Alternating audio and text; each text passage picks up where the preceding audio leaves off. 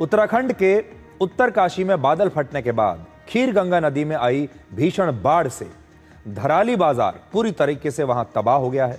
और इस दुर्भाग्यपूर्ण घटना की आज हमारे पास बहुत सारी तस्वीरें आई हैं, जिसमें पहाड़ से बारिश का पानी और मलबा बहुत तेज रफ्तार से नीचे आ रहा है, जिसे देखकर वहां मौजूद बहुत सारे लोगों ने अपनी जान बचाने की कोशिश की।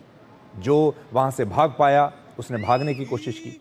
हालांकि सिर्फ 34 सेकंड में ही धराली बाजार का यह पूरा इलाका बर्बाद हो गया।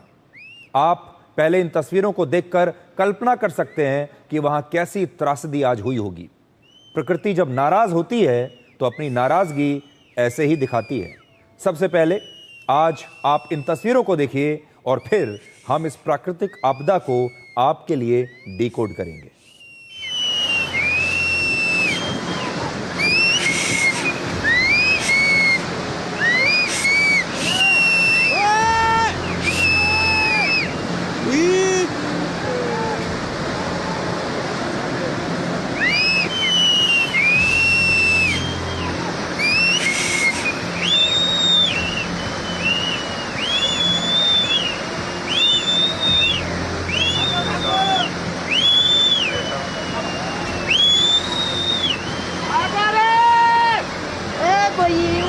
घरै बर्बाद हुई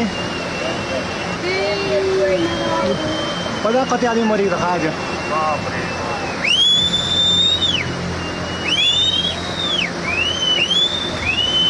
अरे हम तो इधर ही है हर्षमुखवा की तरफ। ये तो आ ही रहा लगातार यार। हाँ अरे ये तो भयंकर स्थिति हो रखी है, पूरा मलबा ही मलबा। 10 कुंटल क्या है, हजारों कुंटल के होंगे।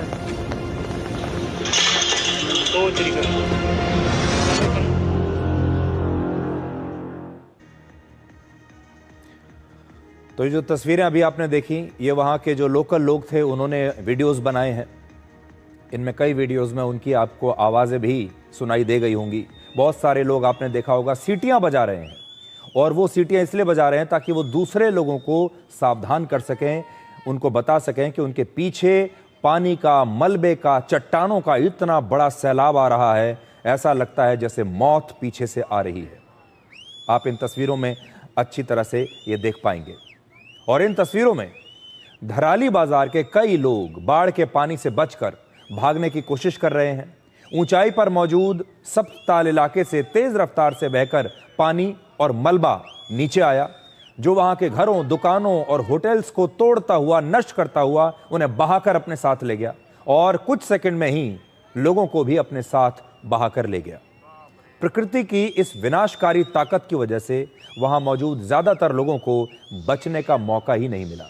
सब कुछ इतना अचानक हुआ। धराली बाजार में पिछले 2 दिनों में भारी बारिश हो रही है, और आज दोपहर 1:42 पर बादल फटने के बाद ये तबाही देखने को मिली। और इस तबाही से धराली बाजार में 40 से ज्यादा लोग अभी तक लापता हैं, और 4 लोगों की मौत की पुष्टि हुई है।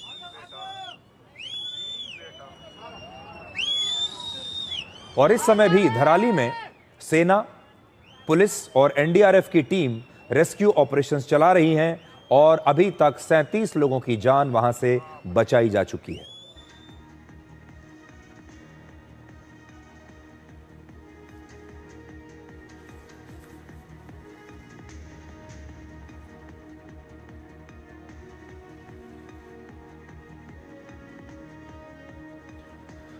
बाढ़ के साथ आए मलबे में धराली के 20 से 25 होटल्स और वहां बड़ी संख्या में होम स्टे भी हैं, ये सब कुछ बह गए। और गंगोत्री धाम के पास मौजूद ये गांव 4 धाम यात्रा के रास्ते पर आता है, तो इसलिए आप इसकी लोकेशन समझ सकते हैं, ये गंगोत्री के आसपास है। 4 धाम यात्रा यहीं से होकर गुजरती है, और इसीलिए यहाँ पर बड़ी संख्या में होटल्स हैं, रेस्टोरेंट्स हैं, और यहाँ पर होम स्टे है। बड़ी संख्या में लोग, पर्यटक, श्रद्धालु यहाँ पर आते हैं। नक्शे पर आप देखिए, मानचित्र पर, कि धराली बाजार कहाँ पर मौजूद है। एक तरफ आप उत्तरकाशी देख पा रहे हैं, फिर अगर आगे चले तो हर्षिल से और आगे जाकर गौमुख आता है, गंगोत्री धाम उसके बिल्कुल करीब है। इस तरफ जाएंगे तो बद्रीनाथ मार्ग आता है, और दूसरी तरफ नीचे की तरफ अगर आप देखेंगे तो ऋषिकेश मार्ग है। और धराली जहां पर यह घटना हुई है, ये आपके नक्शे पर आपको लाल रंग से इस समय दिखाई दे रहा है।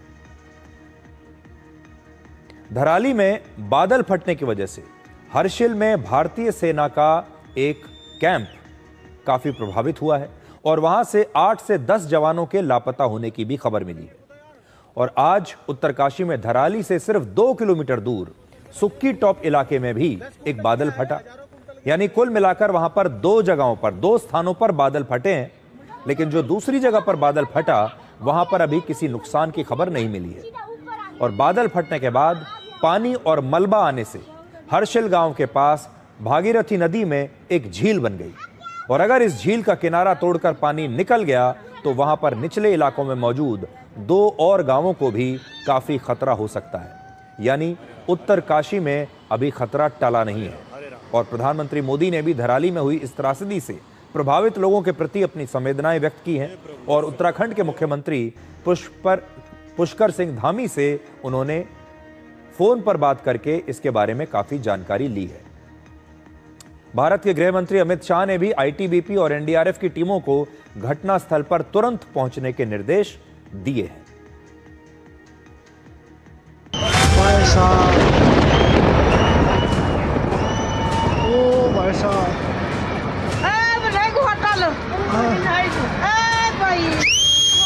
ओ भाई साहब,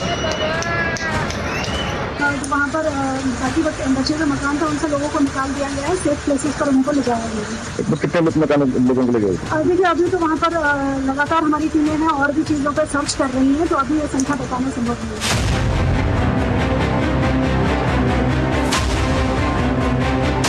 जब सूचना मिली तो एनडीआरएफ की 3 टीमों को मनेरा, बरकोट और देहरादून से रवाना किया गया है। मलबे में दबे होने की लोगों की संभावना होगी तो उस नज़रिए से टीमों की तैनाती की गई है और सारी सामग्री के साथ रवाना किए गए हैं।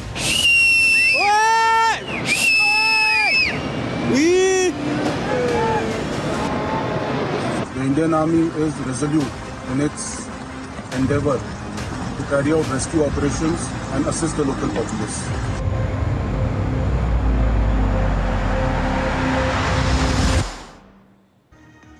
और अभी एक नया अपडेट वहां से यह आया है कि अब तक धराली में 70 लोगों को बचाया जा चुका है और अभी भी काम वहां पर चल रहा है, रेस्क्यू ऑपरेशन चल रहा है।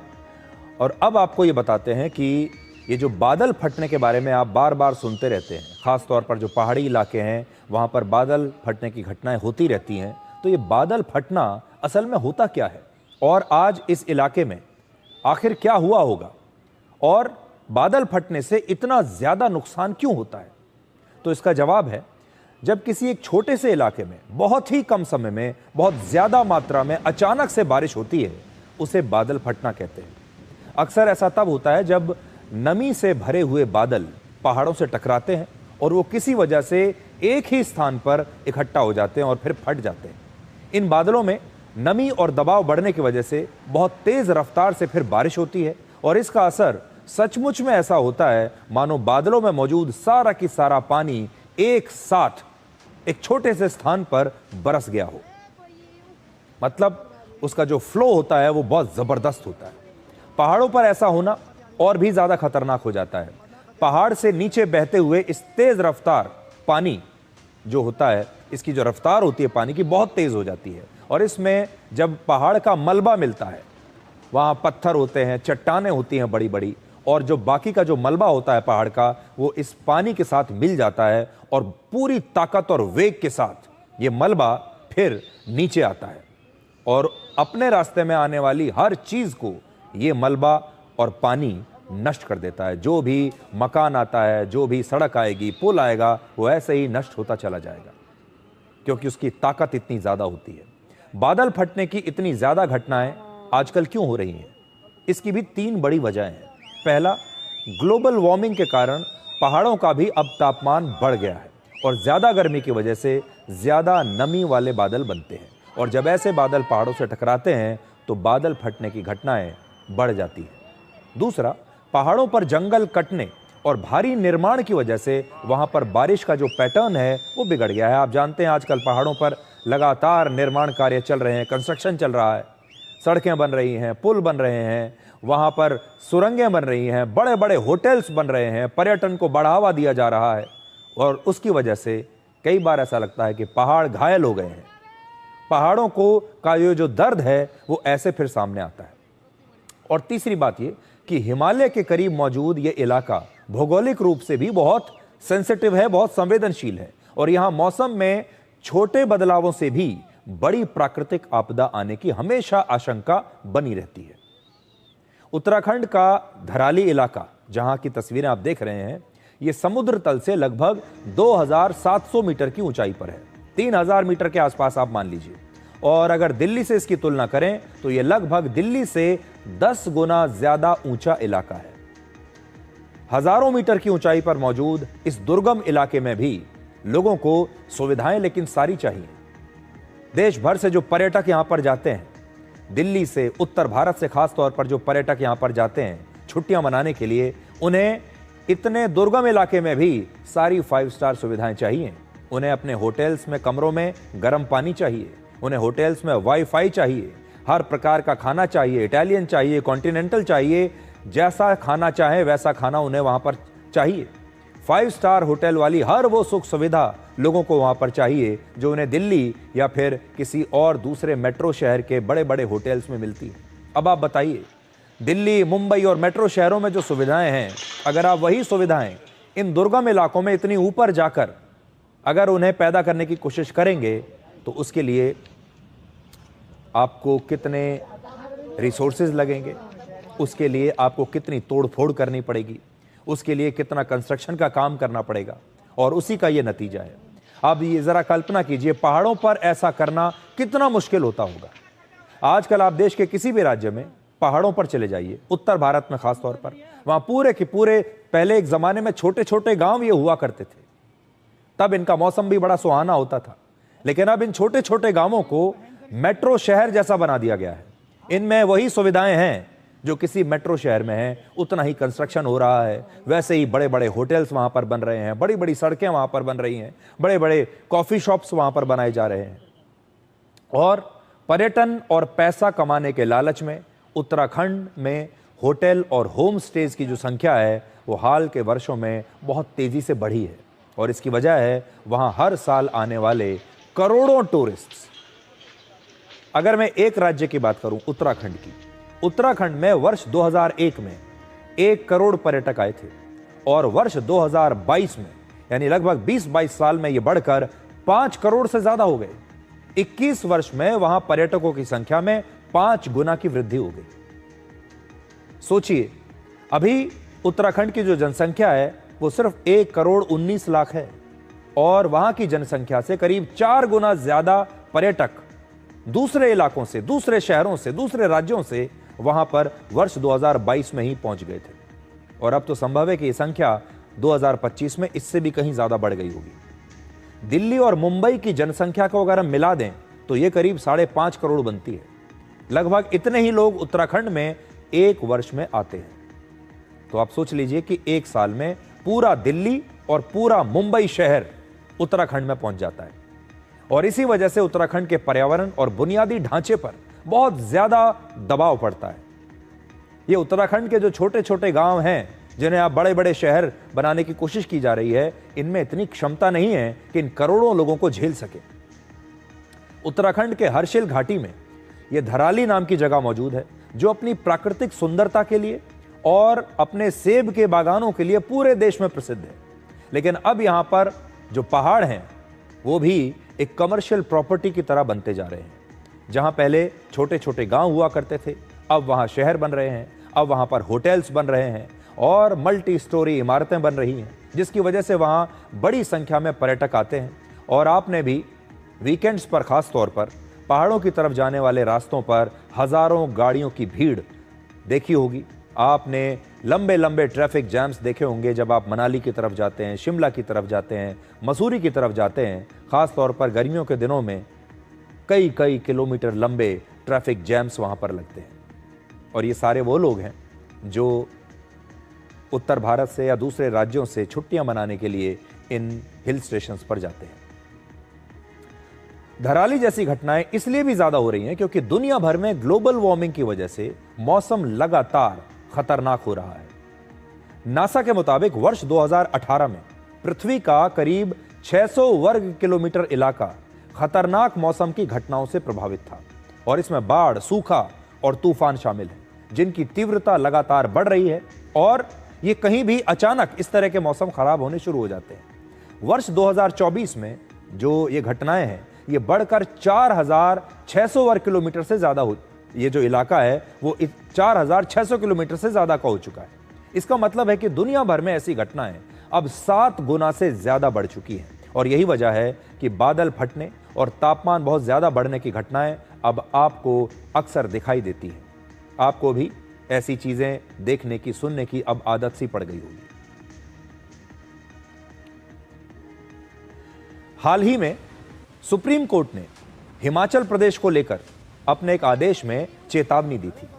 आज वो आदेश मैं अपने साथ लेकर आया हूं और सुप्रीम कोर्ट ने हिमाचल प्रदेश में जो हाइड्रो प्रोजेक्ट्स चल रहे हैं, सुरंगें बनाई जा रही हैं, बड़ी बड़ी 4-4 लेन की सड़कें बनाई जा रही हैं, पहाड़ों को काटा जा रहा है, उस पर सवाल उठाया था और सुप्रीम कोर्ट ने कहा था कि सबसे पहाड़ कमजोर हो रहे हैं। सुप्रीम कोर्ट ने कहा कि पैसे कमाने की होड़ में पर्यावरण को नजरअंदाज नहीं करना चाहिए। हिमाचल प्रदेश की खूबसूरती को बचाने के लिए तुरंत कदम उठाने चाहिए क्योंकि अगर ऐसा ही चलता रहा तो हिमाचल प्रदेश देश के नक्शे से गायब हो जाएगा। आगे बढ़ने से पहले जरा पढ़कर मैं आपको बताता हूं कि सुप्रीम कोर्ट ने हिमाचल प्रदेश के बारे में क्या कहा था। और हिमाचल प्रदेश का जिक्र हम इसलिए कर रहे हैं क्योंकि चाहे उत्तराखंड हो या हिमाचल प्रदेश हो, दोनों की समस्याएं एक जैसी ही हैं। वो कहते हैं, सुप्रीम कोर्ट के जज कह रहे हैं, earning revenue is not everything.